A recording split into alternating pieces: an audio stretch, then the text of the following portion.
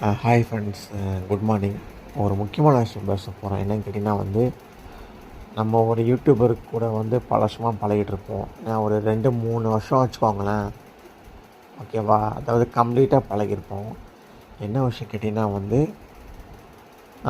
அவங்க ஒரு 5-6 வீடியோ போட்டிருப்பாங்க. ஓகேவா?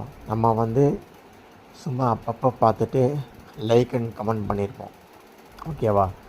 லைக் அண்ட் கமெண்ட் பண்ணிவிட்டு டெய்லி வாட்ச் பண்ணிகிட்ருப்போம் வீடியோலாம். கடைசியில் ஒரு 7 வீடியோவுக்கு கமெண்ட் பண்ணியிருப்போம்.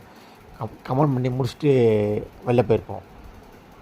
நம்ம நினச்சிட்ருப்போம் நம்ம வீடியோவுக்கு சப்போர்ட் பண்ணுவாங்கன்னு. ஆனால் கடைசியில் பார்த்தா நம்ம வீடியோவுக்கு சப்போர்ட் பண்ண மாட்டாங்க. வேறு எங்கேயோ போய்ட்டு லைக் அண்ட் கமெண்ட் பண்ணிகிட்ருப்பாங்க. சரிங்களா? அது கண்டுபிடிக்கலாம்.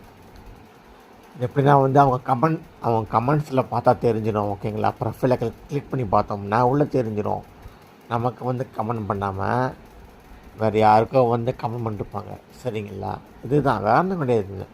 வேறு ஒன்றும் கிடையாது. நம்ம நினச்சிட்ருப்போம் நம்ம நம்பிக்கை வச்சு நம்ம உண்மையாக சப்போர்ட் பண்ணுறோன்னு.